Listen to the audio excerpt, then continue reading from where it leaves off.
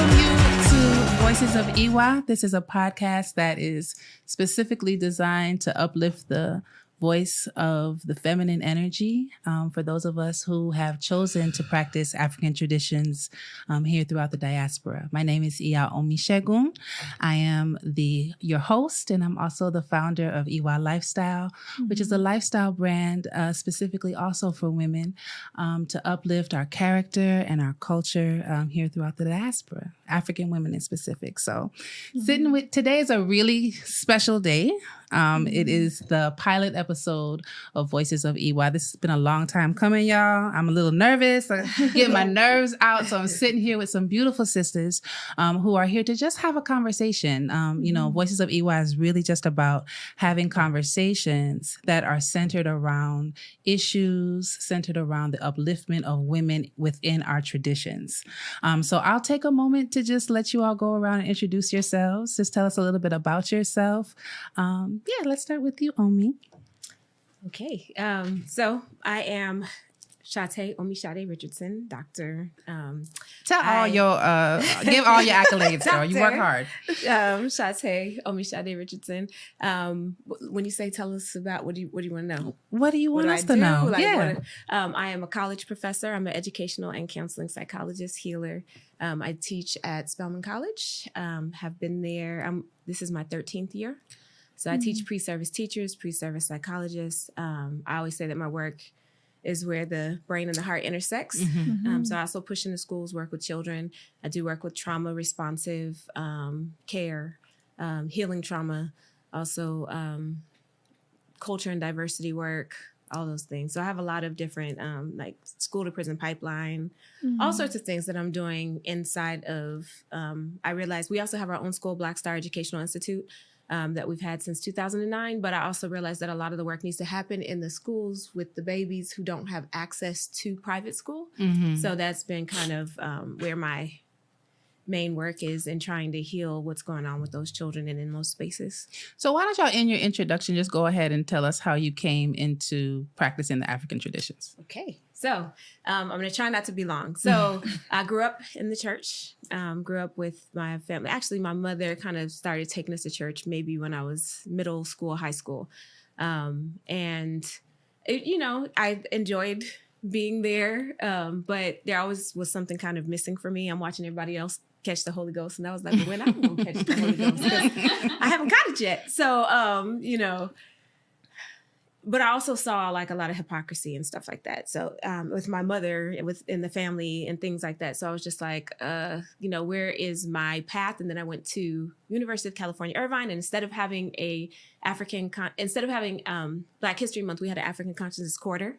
So we brought all these different people to come and speak to us. One of them was Cheryl Tawede Grills. And I ended up connecting with her. I'm 18. And I found out what she did, that she was a traditional priest. So I was like, okay, I went to her for a reading. And when she laid out all this stuff that she could have never known because I just met her and I didn't give her a bio, and she was talking about issues that I was having with my cycle and the pain and history of abuse and stuff like that. And my sister went with me, who is also Christian, and we both just started crying because we were like, this is beautiful. How would she know? What are we so I just kind of went on a journey with her, and I went to her. I traveled with her to Ghana in 2000. And then I went to her afterwards and was like, listen, can we just come to you and just learn whatever you're willing to teach us about African traditional spirituality? I don't care which country it's from. We just want to learn. And so a group of students came to her every 2 weeks. She opened her home to us. Wow. And she would just teach us different things. And then I eventually went to her and was like, okay, I think I'm ready for a reading. And she was like, you sure? I was like... Like, why she asked me if I'm sure? She was like, because when you know, you can't unknow. Yeah. So I was like, okay. And then she called Baba Yemi and had him do a dafa for me. And that's kind of where everything kind of went. So I was already, the things that she was teaching me and the connections that I was making and like, that's when I just started getting into the tradition. The other question will come later, but that's when I got into it. Wow. Okay. It's beautiful. It is beautiful. Yes. Yeah. So my name is Amina Robinson, or Ifa Dumola Omoladum. And I am a environmentalist. I also do a lot of work with nonprofits in the environmental justice world. I'm a grower. I'm a baby farmer.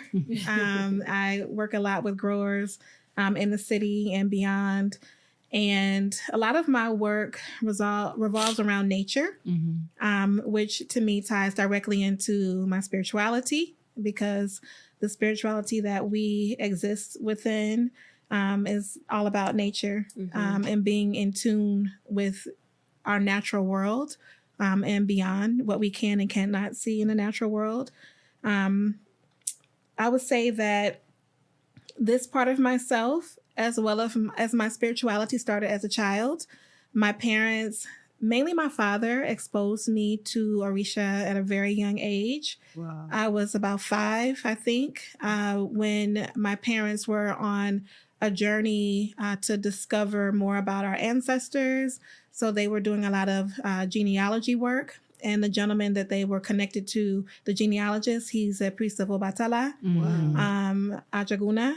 And so we would go to his Ile Ajaguna, and I learned how to serve on the mat because I was always the youngest female. So I was always, learning how to, do simple things that really have stuck with me. It made a heavy imprint on me. Something as simple as learning how to serve the water bowl for people to wash their hand, like what knee to put down first and the next one, and to come off the mat, and how to put the bowl down and then pick it back up. All the things, which were very peculiar compared to what other people, that I was around, that I grew up around, my family, my outer family, our friends. It was very different, but I was very intrigued and drawn to this world, that I was exposed to, the music, the songs, just all the things, all the symbolism. So my exposure, I would say, is from childhood. And then as I grew up,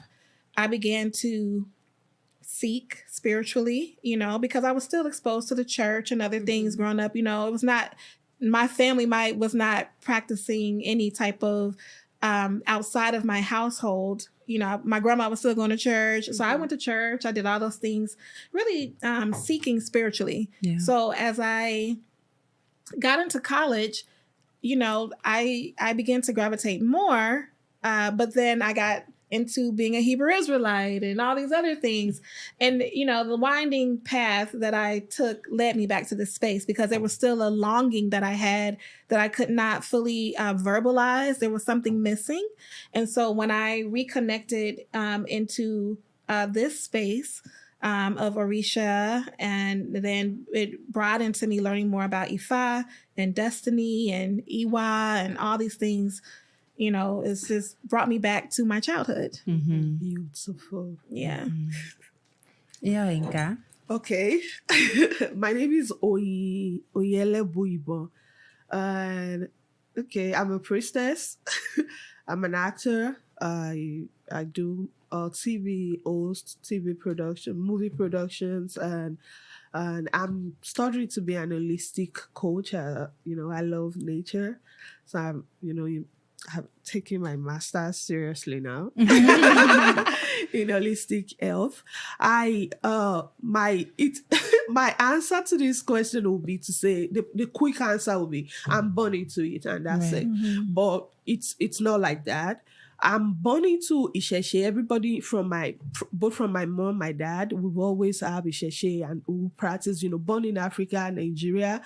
However, the colonization is really, really, people don't really know how much bad it is back home, because all the schools you will go, you will have to take a religion study.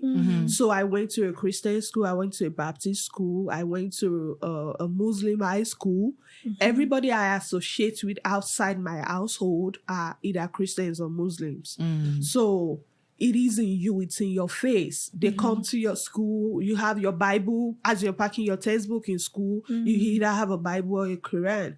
All the mosque around put it in your face. So growing up, back home, this is what we do. Isheshe is all I know. However, I still have to fit in to the society, to the community. So my parents made it easy for us. They don't really force anything on us. They want us to grow. They want us to join them. We'll see what they do. It is very open to us. However, it has to be your decision to, know what you want, think about it, and that's how you appreciate it. That's how you accept. If there's any situation, we have other situations where if I will keep saying it, or Risha will keep saying it about a particular child, then this child, for my dad, that was a case for him. Before he was born, it has been said that he's going to come and he will be a priest. So they're already preparing him for that. They didn't expose him to a lot of stuff, except for a father he was born to do. So, but for us, Baba made it open for us so it can be easy for us to come, to make friends, to be able to go to school, to have Israel, So growing up, I was into media, entertainment. I would go for beauty pageants, and I would find out that in the camp when they would put all of us, I'm always different. There's something about me that is different. Apart from the fact that my last name will always ring a bell, like, oh, she's a traditionalist, she's Onisheshe. But I'm a girl that if I don't talk about all of that, you don't know. So people don't really know why, you would dress like this, or you would talk like this, or you would do like this. However, if you get close to me, you will know I'm really, really cultured. So, but a lot of things affected, influence how I don't know, how I portray myself, so to say. So when I was in the modeling world, I would go for beauty pageants, we'll be in camp, and the elders will see me and call me Iya. They will want me to pray. They will want me to give a take on something. If there is a trouble, they will ask me, what do you think about it? Even at a very young age. As a young age. Wow. Yeah. So there was a particular time I was at Ife. Ife was the camp for the beauty pageant. And all the girls will always come to me for questions. They will want to ask me questions. Girls that I adored. Girls that have been to international pageants. And I am this Oshogbo girl that I'm still struggling with my English, trying to form accents. Because I was like, okay, how do they do this? How do they do their fingers? How do they walk? I'm still I was struggling. However, all these girls just want me to smile at them. They will come to my room. They want to, touch my beads. So I was like, I struggle to fit in so much. And these people I always struggle, they always confess to me how lost they are and how they want me to talk to them, say something to them. It was that moment that I started, okay, I have to go back home and I am so grateful to my parents because they opened a lot to us. I have so much knowledge that I didn't even know that it was a knowledge. It's just like a day-to-day activities for us. Like children will go to park here and play. It wasn't like that for us. Temple is the park. Right. The compound is where we play. Dancing and singing, chanting is our whole game. Yeah. They put everything into that. That's our whole lifestyle. So in the midst of elders, when the entertainers, they don't know what to talk about, I'll give them a topic. I'll be like, from this Oduifa, this is a story that we can, do something about it.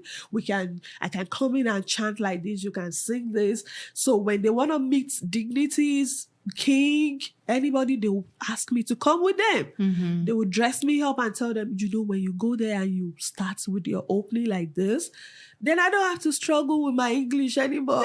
I don't have to try to look perfect or flatten my tummy off because I'm already accepted.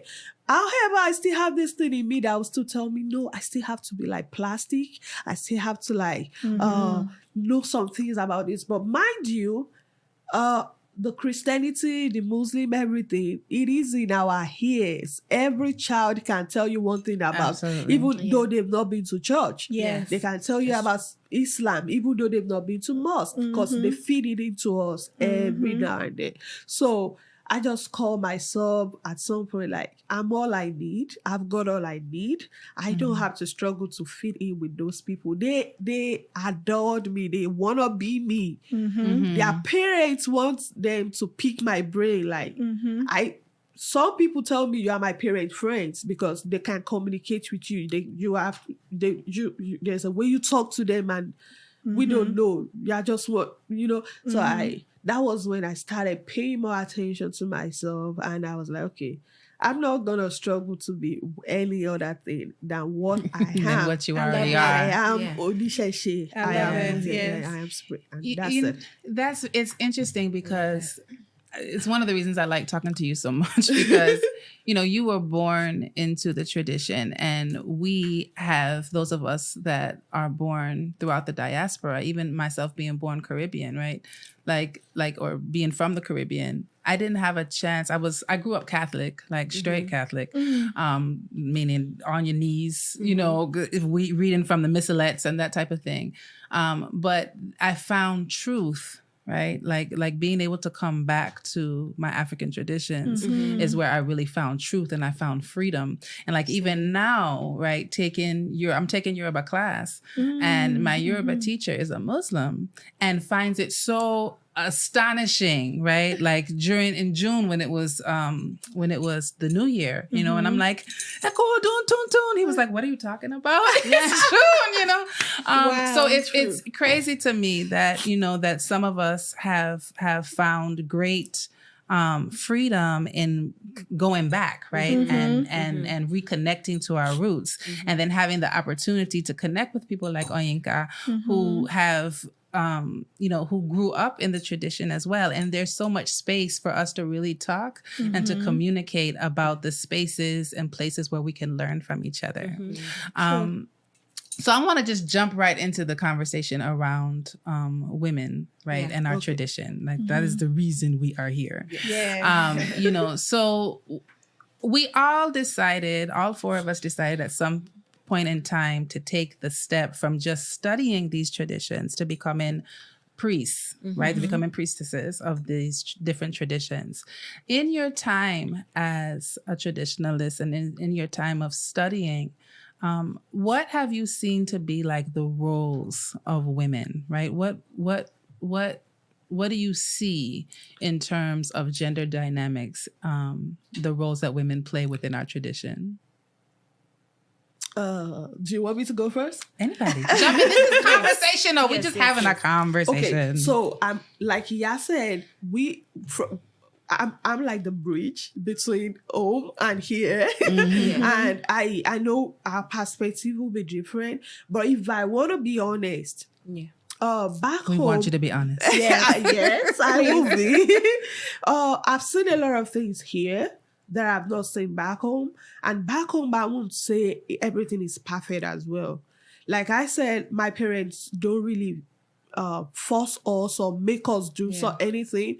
However, with the boy child, let me put it like that, there was a time that there's more attention to how the boys participate than how the girls participate.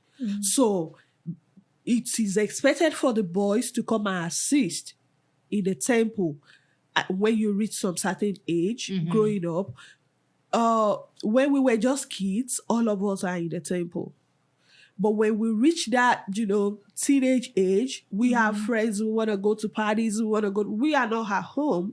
But I will see my parents make it like a duty for guys, the boys, to be home and available in the temple. Whereas it's not like that with the girls. Even if we are at home, they don't stretch them like, come to the temple, come and do the elbow, come and assist us. No, it's not like that for the girls, but it's like that for the boys. They give them list of, herbal list of what we are doing. You go to the market, you go get the list of the herbal items, go to the farm, go get the herbs and roots. They don't stress the ladies like that. But when it comes to Orisha work, then all the girls will be called. So we are having Orisha work, we are going to chant, we are going to dance, we are going to sing for the Orisha. Now, there is a place too, during the fire initiation, you would expect that since we are the ladies, we are not supposed to participate. No, we are all there all night with them because there are some rituals that the ladies will be the ones to do it.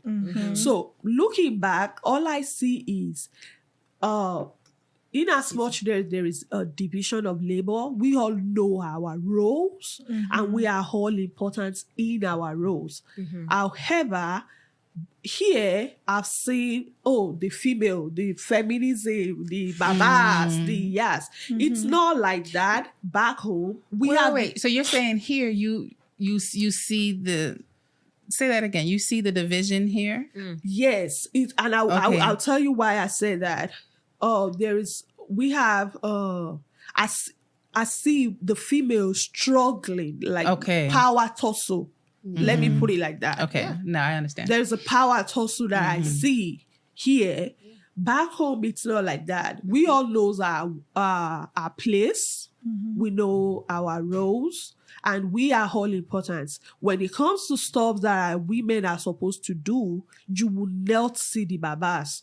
As big as any Odu will be back home, the babas are always there to just do the ifari, any other thing associated with that Odu is the Iyas that will do it. When it comes to ritual time, when the babas are in the groove, the Iyas will be out there making sure they have the ritual process that will commence after the groove. The Iyas will be the one coordinating that. The third day of any rituals, the Iyas will be the one coordinating that. They will struggle to be in the groove with the babas. So let me ask y'all. So I thank you. I like what you said. You was like, no, there's like a tussle and a struggle. Do you all feel that there is, like everybody was like, like what is that tussle and that struggle that Iya Oyin is talking about? Or have you seen it? Have you felt that?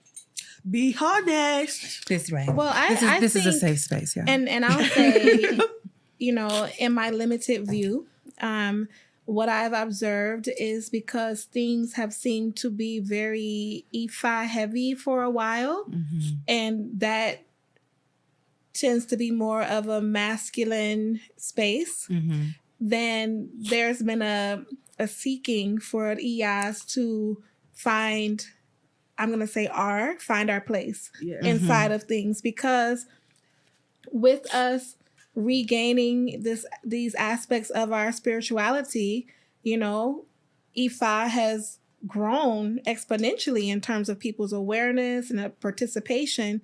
And so that has a lot of times, in my experience, overshadowed because we're practicing a lot of times, and even saying the word practicing sounds crazy, but participating within our spirituality without the full context, that the Orisha aspect of things has not been as emphasized inside of what I've observed, which, as I hear you saying, Iya, is the space for the feminine, the space for women to be more prevalent and prominent. I heard her say lead, right? Lead, exactly. Where women are leading. That is the space. Where I think so, and I don't know about you all, but I kind of feel like that is something we're in Atlanta, right? And I feel like the Atlanta community is somewhat of it's a little strange, right? I don't think that all ATR communities function like ours do. I've found that in going to other places, I don't necessarily always feel that struggle and that tension that I feel within houses in Atlanta. And I can't say that I can pinpoint exactly what it's about specifically, but I'm hoping, right, that more conversation and us kind of like talking about it and making space to kind of think about what that is and make some changes in that will change something for us, right? I want to ask you, Iya Omi, because you don't just practice Ifa, right? You also practice Akan. And so within that area, do you see the same type of tussle or fuss between men and women? I don't. Okay. And I think that when that initial I don't know. I was trying to, we all have different perspectives. So I was trying to see if I was seeing it from the same perspective, right? One thing that I always try to have, like, I'm a psychologist, so I do observation even of myself and how I'm responding to things. And I think that Atlanta being kind of different, there's a couple things. One, I do see a lot of people coming into the tradition still very Christian in their ideology of how everything moves. So they haven't really, they don't really understand the culture piece. And they're still like, they'll have the, you know, we have to do this and this is the part of the ritual, but not necessarily the cultural part with it. They still come with a lot of the Christian ideology, I see. Even in terms of like hierarchy and stuff like that. So you mean God, man, woman, child? Yeah. And so I feel like that's like where a lot of some of that tension can come from. We being honest here. I also feel like I also feel like some of that might even come from, I think we need more of a focus on character in the tradition. Right. You know what I mean? I feel like sometimes, you know, we will do the ritual in the ritual space, but then when we're in the world, we're not necessarily moving ritually. So we're not moving in character the way that we should. So sometimes that tussle's coming because people are like, I'm very clear about what you're doing Monday through whatever, but when we go to the Ile, it looks a little different. Yeah. So I feel like there's also a piece of respect and stuff that's kind of moving with that too. And I'm not saying with everybody, these are just certain kind of situations I'm thinking about. Also, I'm thinking about, we all have ideas of what gender roles should be. But I'm also looking at, I'll be in a space where I'll see the leadership of the Ile is, both man and woman or whatever.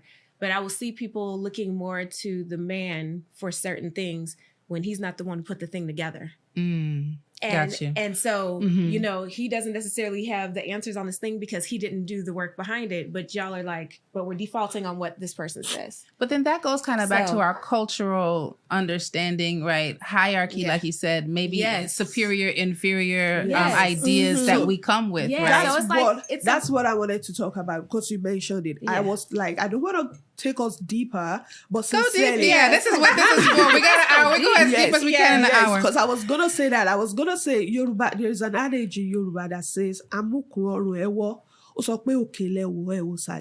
it's somebody with a limp leg had a load on his leg, but it looks bent. And everybody was like, why is it bent? Why is this bent? Then it was like, you're looking at the surface. You're not checking the roots. So a lot of it's bent. We have to take it back to understand some things. So what is the cultural, and you mentioned that point. I was talking to someone about polygamy, Akmetebi, and I was telling people that I've noticed a lot of people are in Isheshe for a reason. Let me say, I have a problem, and Isheshe helped me. And ever since then, I've been on Isheshe. They don't really care to study, to understand the culture, the tradition, and the value and everything. Some is for the convenient. If I'm a babalawo, I can have multiple wives. I can have power. That's what, and that's why they've been on Isheshe. And their knowledge is only based on that, solely on that. They don't really. So I was like, it's only the convenient side of it. People don't really study Isheshe to understand the roles, the merits. You have to study everything and understand it. And that's what happened. Even the time of the Irumoles, the Orishas. We are not talking about humans now. We are talking about the Orisha. If I let us understand, it has been like that. Olodumare created 400 men, then one Oshu to be the only female. And what did they do? There was discrimination before they accepted. They left her out before they accepted that. Even though she's just one, she's the one. She can destroy everything before 100 of us. So ever since that time, in the Yoruba culture, there is a role for women, and they don't tussle. The women know their roles, the men knows their roles. But what I've observed is, for Ile, Iya made a point that said Atlanta is different. And I always observe that as well, but I try not to make it like my verdict. Like, I don't spend enough time with them. Maybe that's why I didn't see that side of them. Because I will go to other places, I will be invited to different temples all around the states, and it's different. But when I'm here, I see a lot of, I'll be like, see a lot. So I was like, maybe I don't spend a lot of time with them to see their own what they are lacking. Because I went to a Ile of recent, the Baba will always come to put their share and ask what is going on. Mm-hmm. When it comes to reading and make Ifa offering, that's when the Baba will come and chant. Mm-hmm. He will sit down just like my Baba used to sit at home. Mm-hmm. Yeah. The Iya will be the one coordinating and, you know, every other thing. You want to make a divination, Baba will be the one to make the divination. The Omawos and the arrangement of everything, the Iyas will be the one to tell them, Baba needs that, but make sure you are provided. This is the kitchen. This is what you can touch. This is what you cannot touch. The Omawos already know their roles. And there is a mutual respect for their Oluwo and their Akpetebi. I Yes. saw that when I went to another temple recently, just like home. Yeah. You can see the respect. In fact, they have so much respect for the Akpetebi than the Baba, because the Babas are not always, they are just for the business, do the divination, coordinate the ebo. Everything she's that holding runs, everything together. Everything. She's the one holding it together. And I saw that. Yes. Yeah. So I was like, maybe because I'm not spending enough time with them, maybe that I will see other things. But here, it is different. What I've observed, and people only stick to the convenience. They don't put their time to study the culture and tradition. It should not, and it happens to the Omawos that are coming as well. There's no time to train the Omawo, to let them know and that's when, even when, like you said, in a temple, when Baba is not the one in charge of that, people rather communicate with Baba because of the orientation of the person coming. Right. You go to a place It's in that a temple, Right. the pastor, or that's the, you know, Jesus. That, But that's That is still the coming off. again from that Western mind Right. frame, right? Mindset. And what is it that we can do? Like, so if you are running, right? If we're wanting to connect to our African traditions, and we are connecting to our African spirituality, but we're still running Western mind frame, you know, Western programming, if you will, on all of it, at what point do we, or do we even, those of us in the diaspora especially, do we have an opportunity ever to like press pause and say, I'm going to reset, right? How I think, how I operate, the lifestyle I live, right? Because this is why I'm careful to not say African religion, right? I really want to say African traditions, African culture, right? African customs, because that is, right? That is the shift. The religion is just a part of it, right? But even the aspects of our culture, like Dobalayan, like there's different things that are a part of African traditions, right? That are cultural, not necessarily a part of the spirit. The spiritual aspect is a part of the cultural aspect. Exactly. So this space where women and men find harmony, right? I think it is a space for us to explore on a cultural level where we just have never seized it and got it and stuck with it. So here's you guys both made me think of something.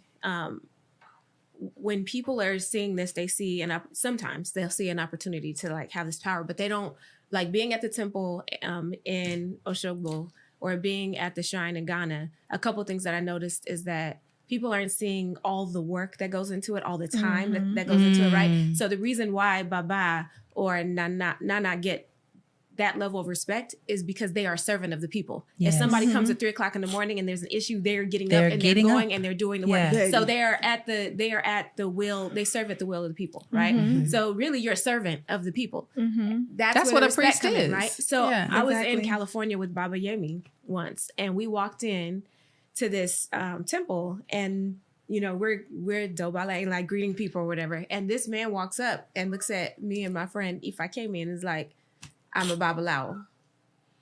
And so we Abudu, look at Abuye, each other Aboshisha. and we were like going to greet. And Baba said, And he looked at us and he said, he shouldn't have to tell, like, this is not That's why ego. we do this work. Right. Don't greet him.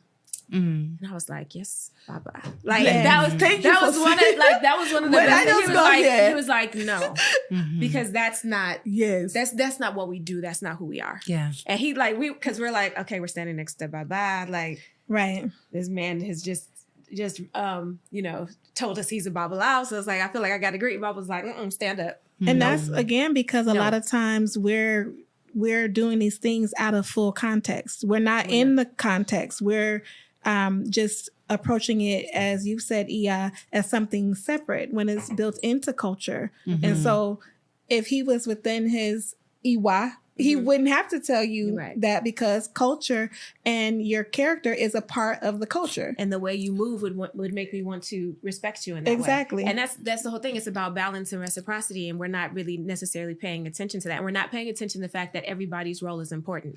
So we're seeing certain roles as important. Right? Exactly. But that's even as women, right? Yeah, that are like, you know, my role. I have students that are kind of like, that's even where these conversations come from, right? Because I'm realizing in moving from a space of like studying on my own, because I promise y'all, I became a priest to help myself and to help my family. This helping other people stuff, that was like, oh, it's that comes with it. Okay, like I serving the people, like that's a lot. Because like you said, like you're being a servant means that you are there to serve people, and we still have full lives of our own, right? Full families of our own, and so they are looking around like, what is the role that we play? What is it that, you know, like I see the Babas leading, I see them, you know, they're chanting Ifa, and they're ushering in the spirit of Ifa. They're doing the divinations, they're doing the Eba. Where do we fit in? What role is it that we play? Okay. You know, and I was like, we absolutely play our role, right? And then that makes me wonder, like, are we as priestesses, right? Are we showing that role to them? Are we leading in our spaces as well, right? But I'm also thinking, like, you know, they're coming to the festival, right? Yes. So they're coming to the Bembe. They're coming, and like, this is the party part, and they see certain folks chanting, but there's so many days that go into the thing before the festival where we're meeting and Ebo is happening, and where the cleaning and the washing and the feeding and all those things are happening. They're not seeing all of that. They're seeing when we're sitting there and we have on the festival cloth. Sometimes, like, unless they are going and they're being a part of that, they might not see the role. And so they might be minimizing from that moment, like the role that they're seeing. But that's kind of that's where it comes from, though, as Iya has said, growing up on the compound, you know, being inside the full life as a child, even though I did not grow up in Nigeria. When I got those experiences when I was a child, being with the women, preparing to take care of the Orisha, learning how to serve, all of that was nothing could happen without that. Right. So it's like that you are feeling powerful in that, because you know that what you're doing is a great contribution to the whole of what is taking place. And I think because those things have been minimized, possibly, or maybe because of the showiness and people only participating in the outer or the show or the festivals, that you get the empowerment from participating in the whole of everything.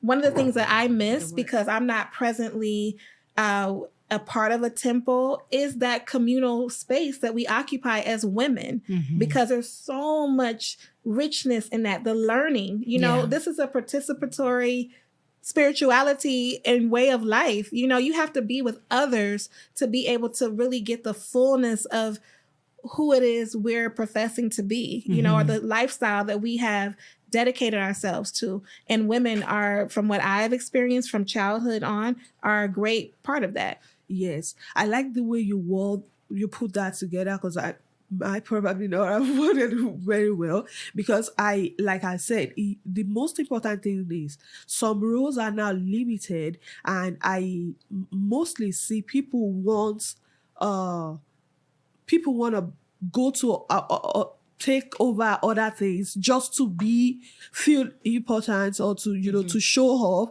and that's the problem.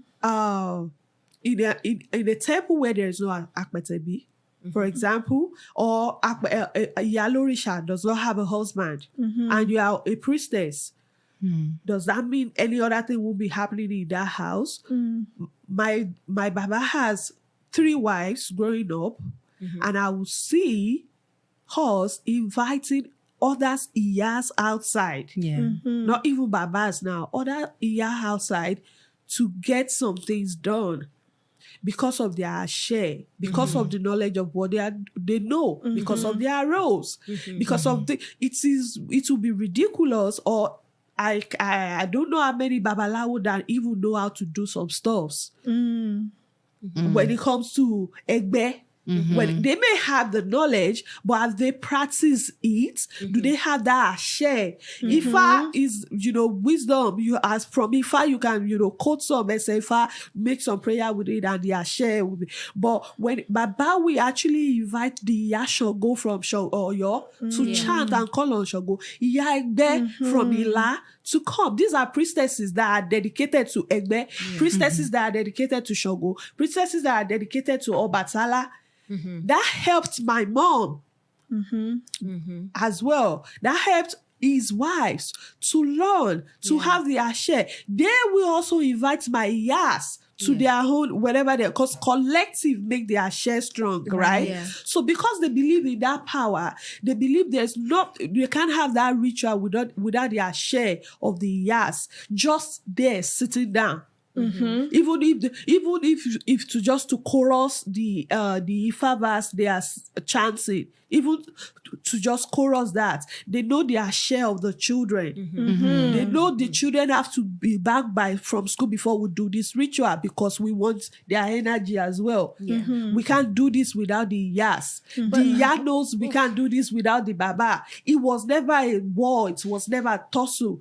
And there's no minimal role. It's never looked down. The Omawo that will put the water on the air ball, it's a role. Yeah.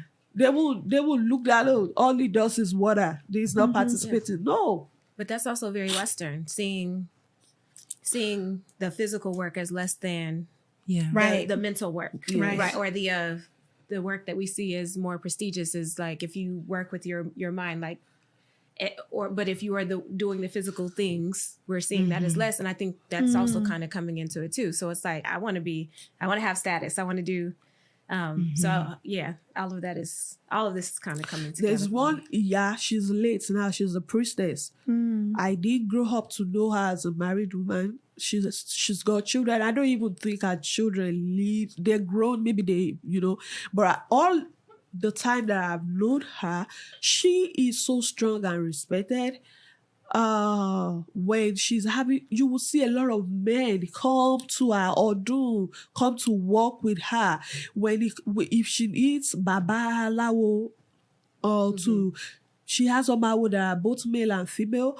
When she's based in Egbe and Obatala. When she needs anything done related to Ifa, she will invite Babalawo. They will come. Babalawo wants to do anything related to Egbe and Ifa, they will invite the Iya to come.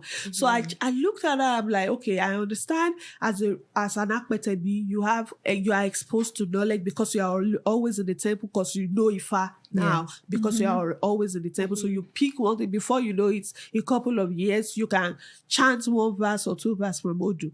In her whole case, she knows Orisha. She may not be able to chant Ifa for you. She may not be able to tell you what a Jiogbe. She knows, but she may not, knows. But in her field, in her role, when it comes to Egbe, if she raised the bell like this, she can start communicating. Everything that the Ifa will still tell you, she will be telling you while she's already with her hobby. You can feel her vibration. Nobody limits her role to be like, oh, she's not about Yalawo. She doesn't do Ifa and.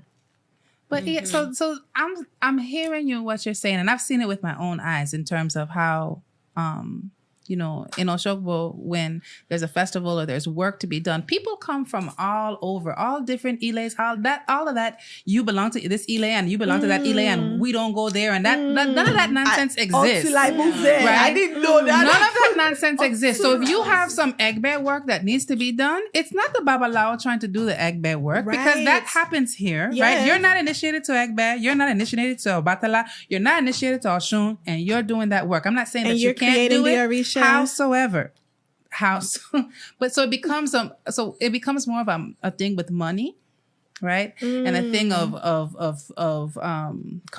not compartmentalizing, but really division, right? Because I belong to Idin Lake and I belong to Osalogbe and I belong to this Ile and I belong to that Ile, right?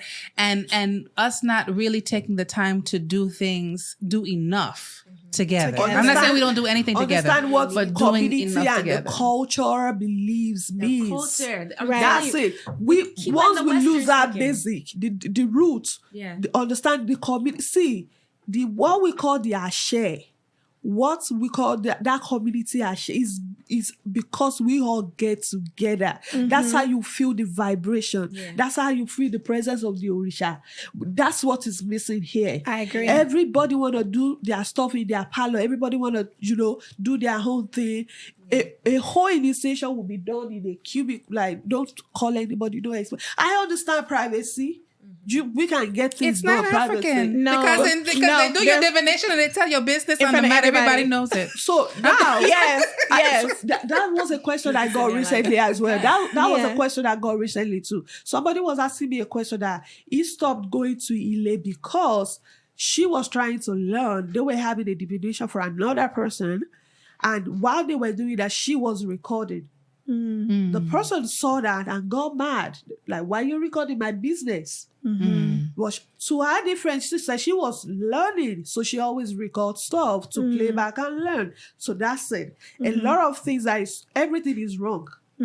Back home, you don't record people. Right. You learn by putting your head down. I wanted to make that point when you were talking about greeting as well. You don't just bow to people back. Mode of greeting and paying homage are two different things. Yeah. Those are basic stuff in our cultural thing that people ignored. They just jump to the convenience side. Touch your head for me, bow for me. No. Right. The mode of greeting that come here and kneel down for ekuleo, ekabo, odabo, that's me greeting you. Right. That's not showing homage or no, I'm greeting. That's how African Yoruba people greet. Now, you are my Iya, you are my Holuwo, I'm learning from you. I put my head down for you. When I just got here and everybody put head down for me, older people, I was like, why are they doing that? My Baba was like, he felt like that too. Even the drum, somebody that just came to drum, everybody will be, just because that person is initiated yesterday, everybody needs to touch their head for him. Everybody needs to touch their head for her. I've seen somebody that used to greet me, bow anytime she sees me, and she told me now that she's initiated, she will always hug me or say hi to me or something. She was saying that, I was just looking at her like that. Like, I care, whatever you are doing, what's my business? Like, so, but I see that's what they have here. Yeah. They are being told, do this, people expect you to do no. Because you need and bow to people, we have ways of doing stuff. So now, if you want to learn something, people ignore all those points. They just pick that one, dobale, kule, dobale. They don't even know which is which. Why we do this, when to do this. They ignore the cultural share that we are talking about, the collective share, and why people, they put your reading out there. It is two different things from what you've made it here. Because back home, you don't record people. If you want to learn, it's different from being initiated. You can do your initiation with me and I'm not your Oluwo. Maybe you have a problem at that point in time you need to do. If you want to learn from you, come to me. Yeah. You don't just learn to be a doctor by visiting a doctor's office and recording every consultation a doctor is having. Right. You go by applying to study medicine and they will start training, grooming you. Right. So now, if that Oluwo is your Oluwo, pick a time and you're learning, teaching that they will teach you. You don't have to record other people's reading. Right. Now, back home, they will do some reading in a temple because everybody in the temple is expected to be Awo. Omawo, Babawo, Iyawo, they are all Awo, and they knows the ethics of the job, of the line they have. Yeah. They attend to thousands of people in a week. They don't be discussing your own case after. They can't remember. So they are used to doing that. And why they do that again is because of the collective share. I know 4 verses from Ejogbe. Iya know 4 verses from Ejogbe. Iya learned from Agbongbon compound. I learned from Ifayemi compound. You learn 2 verses from Baba Araba directly. Maybe it was my Iya that taught me the 4 I know. You also have 4 knowledge. Now she came for a reading. We have a Ejogbe. Yes. Right.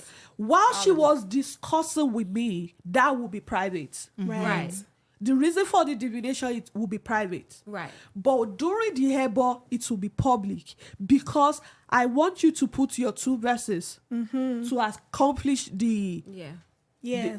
the petition we are filing. I want you to also put your 2 verses. I want your 4 verses. That's why they made it open in the temple. Right. It's not to expose anybody's business. It is not for you. That's your point. Now, you may go to Iya back and be like, the 2 verses you mentioned, Iya, can you teach me? Yeah. You put your head down and learn. Oh, I like the verse that I didn't know that side though. In fact, I learned that one, I forgot. When you mentioned it, can we brush it? That's learning. Yeah. So I was trying to tell them, like, because you are a member of a temple and you want to learn, that doesn't give you right to record everybody's business. Right. Because they let everybody sit in a temple, is not because they want to expose people. You have to trust that everybody there are how you should not feel bad because this person is recording it is what it is now, but you should know that everybody is how.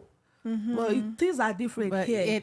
And I was just about to say that this is the thing that I think, this is the space, Oyinka, we talk often about the necessity of us to talk more together, like those of us that you're from the Caribbean, you're from Brazil, you're from the Americas, you're from the continent itself. Like, we have to have an opportunity to talk more about not just the way things are, right? So things may be a specific way on the continent, and we want to get specifically back to that, right? But even what it takes to learn, right? Like, people dedicate their whole lives to the tradition, right?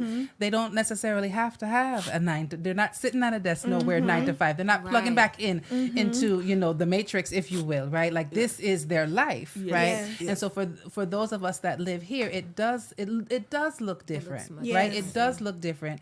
And at the same time, right? 2 things could be true. We still have to get to a point where we are honoring the culture, right? And have a true appreciation for it and find our way, even within the diaspora, back to what absolutely makes sense for us, right? And even with that, we were speaking earlier, talking about the deprogramming, our people approaching this from a Western or Christian or Islamic mindset. It takes a constant checking of self, where am I coming from with this? Or if you are butting up against things, or if there's a lack of harmony, a self check to look and and evaluate, because we cannot deny the fact that we have been, generationally colonized and generationally indoctrinated with these religions, so it's going to take more than initiating to release or transform the thought processes and mentalities that come along with that. We have to immerse ourselves and, as we're saying, like, get together and exchange and be inside of the full culture of the things to really help to transform those mindsets. For sure. Yes, constant and consistent work. So this is, we're winding down to our time together, but I want to ask this last question in terms of, like, what resources that you all may know of specifically for women within, African traditional, within the traditions. If we want to learn more as women, if we want to study more as women, are there any good books that you've read? Are there any places that you've been where you felt very uplifted and empowered as a woman to continue to study, to grow, to learn, to self-develop, right? What have been some of those spaces for you all? These resources are at the table. That's my answer. The resources are at the table. Literally, when we were making Oshe, my spirit was like, oh, yes, you need to come and sit with your sister, sit with Iya. Come and touch your head to the mat and get, this wisdom to get the, we're here, and beyond the table. But, that's where I feel the empowerment will come from. Bless you. Because while you were asking that question, I was thinking, I was like, resources for women, then I just be present. Be present. Stop looking around. I see a lot of people don't really get to reach their highest potential or increase their vibration because, and I think it's his nature here. People are always too curious. People are always, they have their mind everywhere. Participation is one for children, for men. It's not even about women now. It's for when you participate and you keep participating and you are present. You are not participating just to, what are they doing there? What? No. Every time you're there, they are singing. I tell people after going to, so I don't know what Bembe is until I moved to America. But I've been to many Bembes that now I can sing the songs. Because I'm not just there because I'm there and I'm always participating. Even when I don't know the song the first time, I will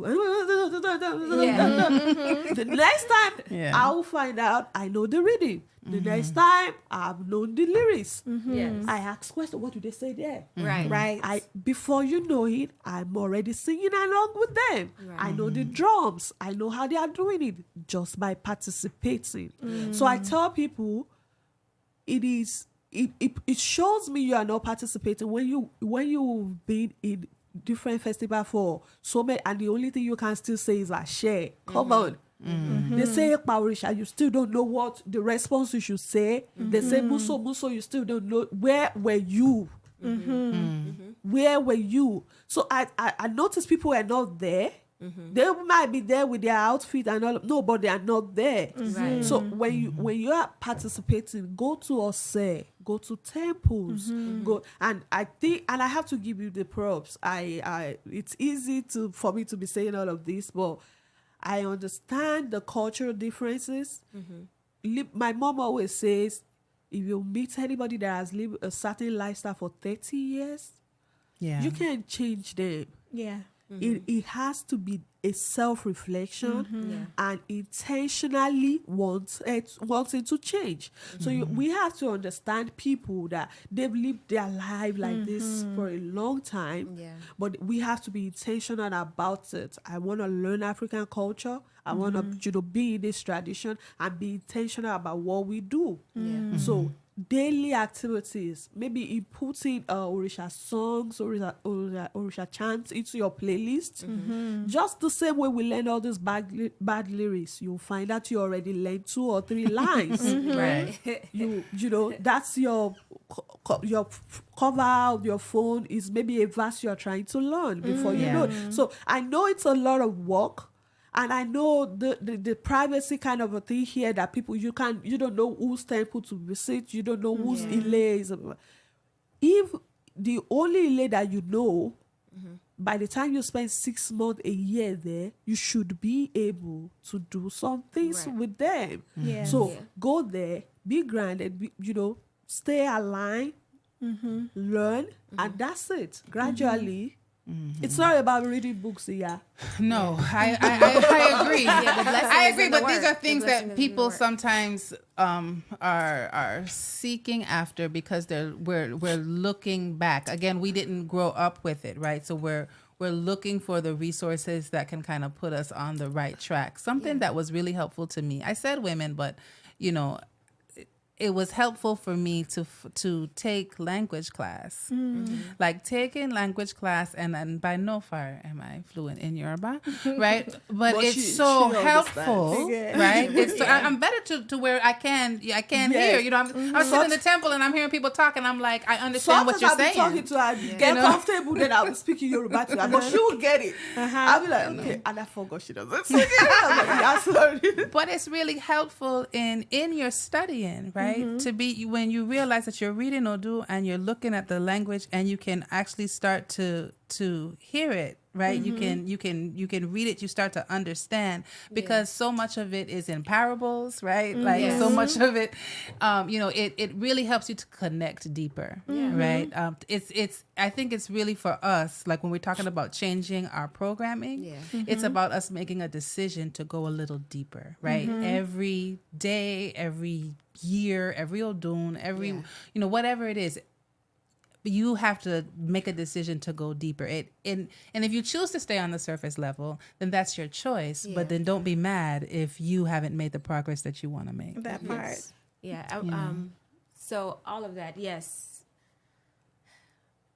We learn a little different here because of the school system that has been created and that we flow through. So people are looking for books because they're helpful. That is helpful. And that's how people learn here. They don't. We need to reconnect with the oral tradition a little bit more to really understand why things have been passed down orally and why you can talk to somebody in Nigeria or in Atlanta or in St. Croix, wherever, and you say, I need this verse, and everybody's chanting the exact same thing and not saying it differently. You know what I mean? There's a reason why, because of how we're passing it down. So I would also say go to the Botanica and look at the books that they have there. Bobby Yemi has written lots of books. Elebuibon. And look at who they're citing also. And go look that stuff up. So look in the not the glossary, the references page, and look at that and look those things up. I always say go to the source.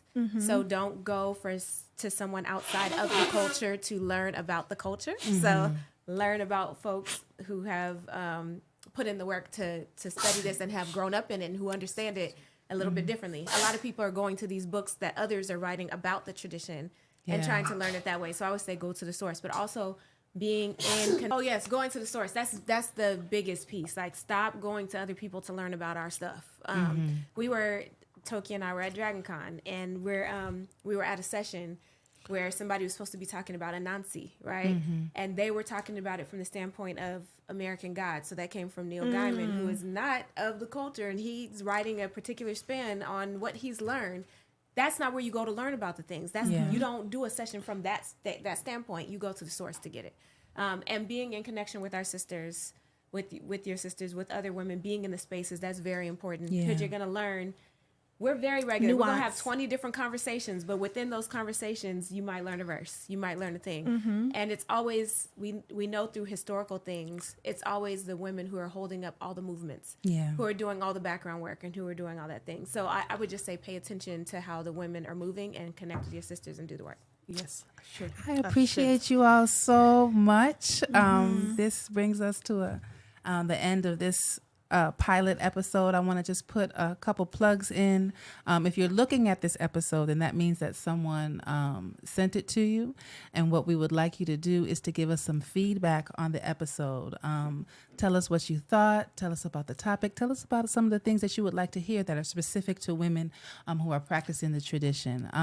Fill out the survey. It came with the survey. When you fill out the survey, you will receive a T-shirt from IWA. Thanks to our thanks to you. And then look for the debut of Voices of IWA in October 2024. Ashe. Ashe.